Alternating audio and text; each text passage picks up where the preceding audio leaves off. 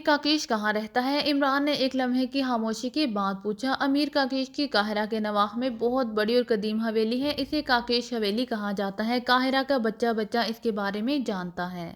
یعقوب نے جواب دیتے ہوئے کہا، یہ بتاؤ کہ اگر فواد ختم ہو جائے تو اس کا نیٹ ورک قائم رہے گا یا ختم کر دیا جائے گا؟ عمران نے کہا، اول تو یہ بات ممکن ہی نہیں ہے، اور اگر ایسا ہو جائے تو پھر نیٹ ورک کیسے قائم رہ سکتا ہے؟ اس نیٹ ورک کے بے شمار سیکشن ہیں اور ہر سیکشن کا انچارج علیحدہ ہے، اور ایک انچارج دوسرے کے بارے میں کچھ نہیں جانتا۔ سب کا رابطہ براہ راست امیر فواد سے ہی ہوتا ہے، اس لیے اس کے بعد سب سیکشن آزاد ہو جائیں گے۔ یعقوب نے جواب دیتے ہوئے کہا، تم کس سیکشن کے انچارج ہو؟ عمران نے پوچھا۔ میرا سیکشن انڈر ورلڈ کا سیکشن کہلاتا ہے، اور پورے مصر کی زیر زمین دنیا میں میرے سیکشن کے افراد پھیلے ہوئے ہیں، اور میں ہی انہیں کنٹرول کرتا ہوں۔ یہ تو امیر کاکیش کی وجہ سے میں نے تمہیں ہلاک نہیں کیا، ورنہ تو میں اسی بے ہوشی کے عالم میں تمہیں ہلاک کر دیتا، کیونکہ پہلے امیر فواد نے یہی حکم دیا تھا، لیکن پھر شاید امیر کاکیش کی وجہ سے حکم بدل گیا۔ یعقوب نے کہا، کیا امیر کاکیش جانتا ہے کہ فواد کہاں رہتا ہے اور کون ہے؟ عمران نے پوچھا۔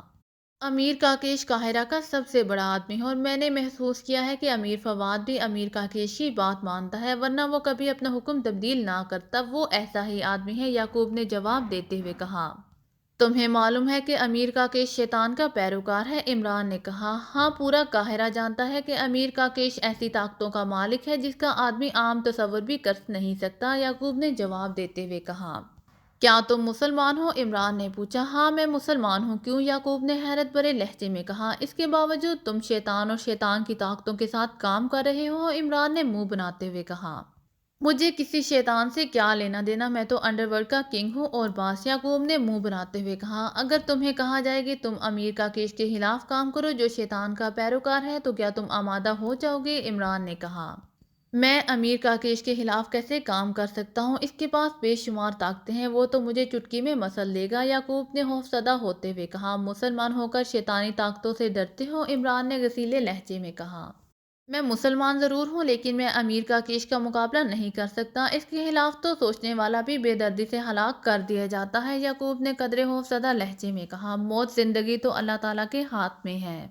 امیر کاکیش کے ہاتھ میں تو نہیں۔ عمران نے کہا، تم جو مرضی آئے کہو، یہاں قاہرہ میں امیر کاکیش کی مہربانی سے ہی کسی کی زندگی قائم رہ سکتی ہے، ورنہ نہیں۔ یعقوب نے جواب دیا، تم اس حد تک گر چکے ہو؟ عمران نے یکلحد بھڑکتے ہوئے لہجے میں کہا، اور دوسرے لمحے اس نے جیب سے ہاتھ باہر نکالا اور تڑتڑاہٹ کی تیز آوازوں کے ساتھ ہی یعقوب چیختا ہوا کرسی سمیت پیچھے جا گرا۔ نان سینس! عمران نے جیب سے نکالا ہوا مشین پسٹل واپس جیب میں ڈالتے ہوئے کہا۔ اس کا چہرہ غصے کی شدت سے کندھاری انار کی طرح سرخ ہو رہا تھا اور آنکھوں سے شعلے نکلنے لگے تھے۔ عمران کی بات کا جواب جس انداز میں یعقوب نے دیا تھا، ظاہر ہے وہ عمران کے لیے ناقابل برداشت تھا۔ عمران صاحب، ہمیں باہر چیک کرنا ہوگا، فائرنگ کی آوازیں لازماً باہر سنائی دی ہوں گی، صفدر نے اٹھتے ہوئے کہا۔ ہاں، سب باہر جا کر سامنے اور پچھلی طرف کا خیال رکھو، میں اس فواد کو چیک کرنا چاہتا ہوں، عمران نے کہا۔ عمران صاحب، اس فواد کو چھوڑیں، اس امیر کاکیش کا کچھ کریں۔ فواد تو عام سا مجرم ہے، جبکہ امیر کاکیش کی پوزیشن دوسری ہے، کیپٹن شکیل نے کہا۔ کاکیش تو ہمارے خلاف شیطانی کارروائی کرتا رہے گا جبکہ ہمارے پاس روشن کلام موجود ہے، اس لیے کاکیش کی کوئی کارروائی ہمارے خلاف مؤثر نہیں ہو سکتی۔ البتہ فواد کا نیٹ ورک پورے مصر میں پھیلا ہوا ہے، اور وہ لازماً ہمارے خلاف مسلسل کارروائیاں کرتا رہے گا، اس لیے پہلے اس کا خاتمہ ضروری ہے، عمران نے جواب دیتے ہوئے کہا۔ لیکن اس کا پتہ ہی کسی کو معلوم نہیں ہے، صفدر نے کہا۔ میں معلوم کر لوں گا، فون نمبر میرے پاس موجود ہے، عمران نے کہا۔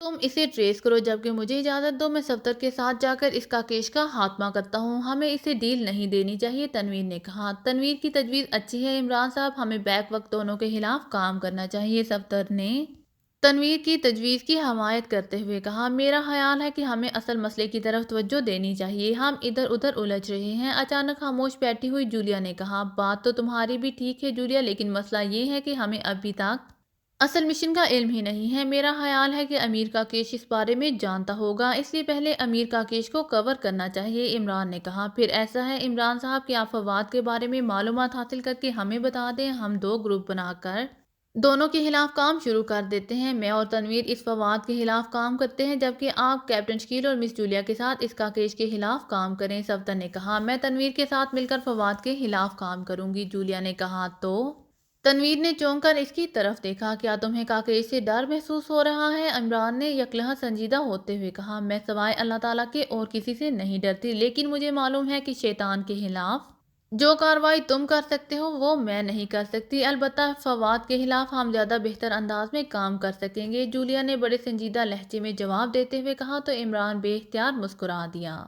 اوکے، جیسے تم کہو، عمران نے کہا، اور پھر وہ صفدر سے مخاطب ہو گئی۔ ساتھ والی کوٹھی سے بیگ لے آئے ہو؟ عمران نے پوچھا تو صفدر نے اس بات میں سر ہلا دیا۔ اس میں قاہرہ کا تفصیلی نقشہ ہوگا، میں نے ایئرپورٹ سے خریدا تھا، وہ لے آؤ تاکہ فواد کو ٹریس کیا جا سکے، عمران نے کہا۔ عمران صاحب فون کر کے یہ تو معلوم کر لیں کہ یہ نمبر فواد کا ہے بھی یا نہیں، کیپٹن شکیل نے کہا۔ وہ بھی معلوم کر لوں گا، ویسے میں نے کہا تھا کہ باہر جا کر سامنے اور عقبی طرف کا خیال رکھنا چاہیے، لیکن تم سب یہیں موجود ہو، اگر کوئی اچانک ہم پر نازل ہو گیا تو مشکل ہو جائے گی، عمران نے کہا۔ تو تنویر، جولیا اور کیپٹن شکیل اٹھ کھڑے ہوئے۔ اسی لمحے صفدر اندر داخل ہوا، اس کے ہاتھ میں ایک طے شدہ نقشہ تھا۔ کیا ہوا؟ صفدر نے حیرت بھرے لہجے میں پوچھا۔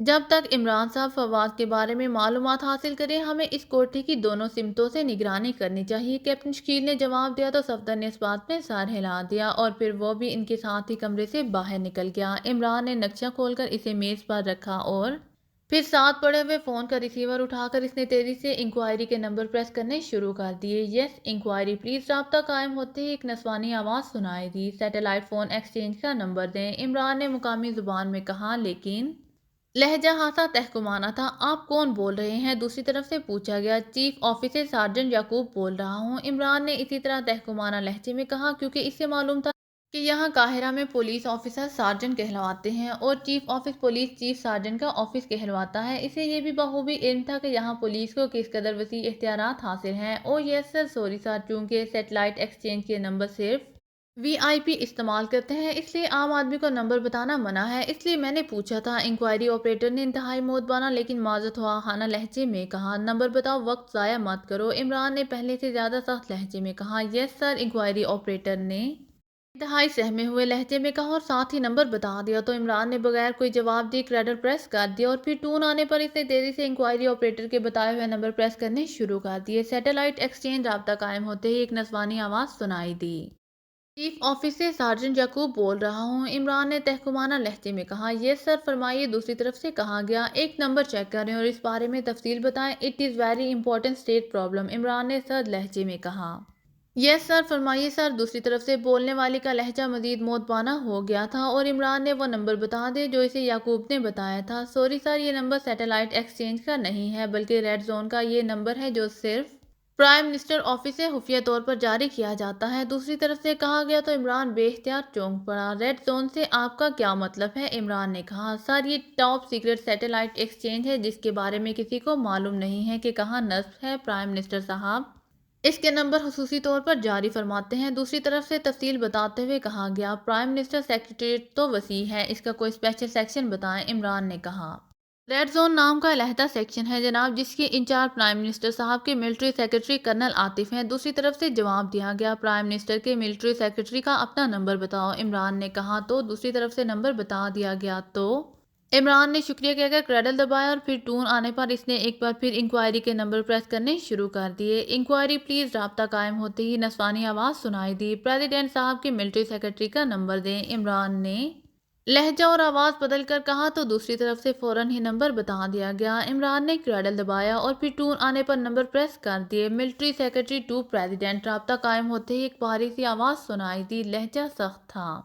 کیا پرائم منسٹر صاحب کے ملٹری سیکرٹری آپ کے چھوٹے بھائی ہیں؟ عمران نے کہا۔ کیا کہہ رہے ہیں؟ عاطف میرا بھائی کیسے ہو گیا؟ آپ کون ہیں؟ دوسری طرف سے چونک کر کہا گیا۔ ارے آپ ملٹری انٹیلیجنس کے چیف جناب سرمد نہیں ہیں؟ عمران نے کہا، کیونکہ اس نے ملٹری انٹیلیجنس کے چیف کے بارے میں باقاعدہ یہاں آنے سے پہلے معلومات حاصل کی تھیں تاکہ کسی بھی وقت اگر اس سے کسی بھی معاملے میں کوئی مدد حاصل کرنا پڑے تو اسے کم از کم اسے نام کا علم تو ہو۔ آپ کو غلط فہمی ہوئی ہے، میں ملٹری انٹیلیجنس کا چیف نہیں ہوں، جناب پریزیڈنٹ کا ملٹری سیکرٹری حسن علی ہوں، کرنل عاطف جناب سرمد کی چھوٹے بھائی ہیں، مجھے تو یہ معلوم نہیں تھا اور نہ ہی کبھی عاطف نے بتایا ہے۔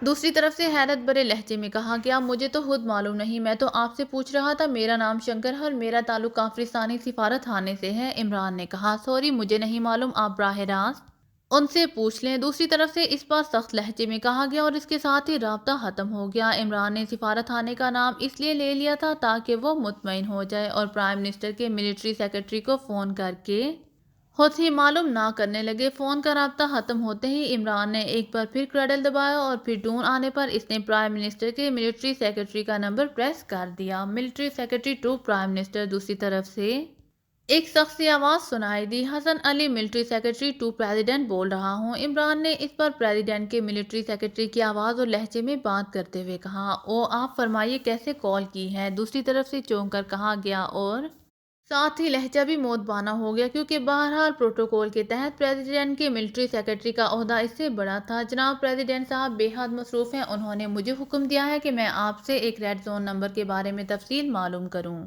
इमरान ने कहा, रेड जोन नंबर? मगर दूसरी तरफ से चौंक कर और हैरत भरे लहजे में कहा गया, कोई अहम मुल्की मामला है, तफसील तो सिर्फ प्रेसिडेंट साहब को ही मालूम होगी, मुझे तो सिर्फ यही हुक्म दिया गया है कि इस नंबर का महल्ले वकूँ आपसे मालूम किया जाए। इमरान ने कहा, ओ अच्छा ठीक है, फरमाइए कौन सा नंबर है। दूसरी तरफ से कहा गया तो इमरान ने फवाद का नंबर बता दिया। होल्ड करें मैं बताता हूँ, दूसरी तरफ से कहा गया और फिर इसके साथ ही लाइन पर खामोशी तारी हो गई। इमरान समझ गया कि मिलिट्री सेक्रेटरी स्पेशल कंप्यूटर से चेक करके बताएगा। हेलो सर, क्या आप लाइन पर हैं? थोड़ी देर बाद मिलिट्री सेक्रेटरी की आवाज़ सुनाई दी। यस फरमाइए, इमरान ने कहा।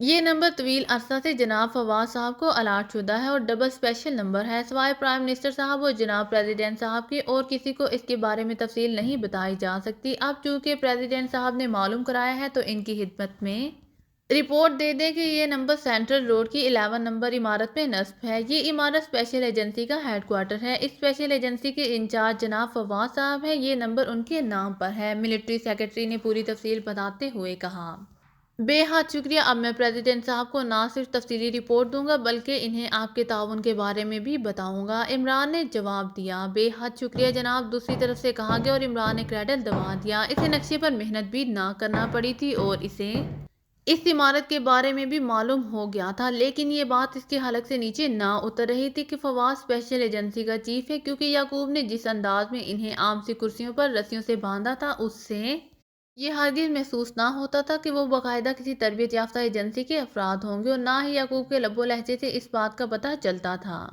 ये हो सकता है कि याकूब चूंकि अंडरवर्ल्ड सेक्शन का इंचार्ज है इसलिए इसका अंदाज ऐसा हो, इमरान ने बड़बड़ाते हुए कहा, और फिर उठकर वो बैरूनी दरवाजे की तरफ बढ़ गया। क्या हुआ इमरान साहब? बाहर बरामदे में मौजूद कैप्टन शकील ने इससे पूछा। जूलिया भी उसके साथ थी। इमरान ने उन्हें तफसील बता दी। फिर अब क्या प्रोग्राम है? कैप्टन शकील ने पूछा। वही सफदर, जूलिया और तनवीर फवाद के खिलाफ काम करेंगे, जबकि मैं तुम्हारे साथ मिलकर इसका केस से निपटूंगा, इमरान ने कहा। तो कैप्टन शकील ने इस बात में सर हिला दिया। मैं बाहर जाकर सफदर को बुला लाता हूँ, वो बाहर गया है और तनवीर अकबी तरफ है, कैप्टन शकील ने कहा। इसे मैं बुला लाती हूँ, जूलिया ने कहा, और फिर वो तेजी से सीढ़ियाँ उतरकर साइड की तरफ बढ़ गई। इमरान बात करते करते रह गया था क्योंकि वो समझ गया था कि जूलिया अब इससे कतराने लगी थी। वैसे भी वो ज़्यादातर खामोश ही रहती थी। इमरान ने महसूस किया था कि वो अब ज़हनी तौर पर किसी हद तक नॉर्मल हो चुकी है, और इस मिशन पर भी वो इसलिए उसे अपने साथ ले आया था कि हैरो शर के इस मार्के में काम करके जूलिया का जहन मजीद नॉर्मल हो जाएगा। थोड़ी देर बाद सफदर, कैप्टन शकील, तनवीर और जूलिया वापस बरामदे में पहुंच चुके थे। जूलिया तुम्हारे ग्रुप की इंचार्ज होगी, असलहा मार्केट से ले लेना, और चूंकि कार नहीं है इसलिए तुम्हें टैक्सी हायर करना होगी, इमरान ने इन्हें बाकायदा हदायत देते हुए कहा। और ये भी बता दो कि हम टैक्सी में बैठते हुए पहले दायां पैर अंदर रखें या बायां, जूलिया ने मुंह बनाते हुए कहा। और इमरान समेत सब साथी इसकी बात सुनकर बेख्तियार चौंक पड़े। तुम हमें इस तरह हदायत दे रहे हो जैसे बच्चों को दी जाती हैं, इसलिए पूछ रही थी, जूलिया ने कतरे जलाए हुए लहजे में कहा। लेकिन सवाल तो तुमने बेहद अहम किया है। बुजुर्ग कहते हैं सफ़र पर जाते हुए पहले दायां पांव बाहर रखना चाहिए, इस तरह मंजिल आसान हो जाती है, इमरान ने कहा। तो सब बेख्तियार हंस पड़े। इमरान साहब, हमारा यहाँ ज़्यादा देर तक ठहरना खतरनाक है, हमें फौरी तौर पर यहाँ से निकलना चाहिए, कैप्टन शकील ने कहा। सफदर, तुम वो बैग ले लो, असलहा रखने के काम आ जाएगा, इमरान ने कहा। और सफदर ने इस बात में सर हिला दिया। इमरान साहब, वापसी पर हम कहाँ आएंगे? कैप्टन शकील ने कहा। हाँ, ये मसला तो है। ठीक है, तुम काम खत्म करके सेंट्रल पार्क के कैफे में आ जाना, हम भी वहां पहुंच जाएंगे, और अगर हमें देर हो जाए तो फिर स्टार होटल में ठहर जाना। कमरे बुक कराने के लिए असल नाम इस्तेमाल करना, इस तरह हम तुम्हें ट्रेस कर लेंगे, इमरान ने कहा। और फिर सब के सब इस बात में सर हिलाने पर इमरान ने कैप्टन शकील को इशारा किया और वो खुद सीढ़ियां उतरकर सामने मौजूद बंद फाटक की तरफ बढ़ता चला गया। बड़ी हवेली के एक बड़े कमरे में कुर्सियों पर आमने सामने अमीर काकेश और अमीर महरूम दोनों बैठे हुए थे। इन दोनों के चेहरों पर गहरी संजीदगी तारी थी। एक हफ्ते तक तो मैं वादी शाह का रुख नहीं कर सकता अमीर काकेश, क्योंकि जब तक इन उल्लुओं के खून का असर खत्म ना होगा वो खुफिया कुमा जाहिर नहीं हो सकता। और जिस अंदाज में ये पाकिस्तानी काम कर रहे हैं, मुझे लगता है कि ये फवाद के बस का रोग नहीं है। अमीर महरूम ने कहा, योगा को मैंने भेजा हुआ है, वो इनके बारे में मालूमात हासिल कर लेगा और फिर मुझे खुद इनके खिलाफ हरकत में आना होगा। अमीर काकेश ने कदरे गसीले लहजे में कहा।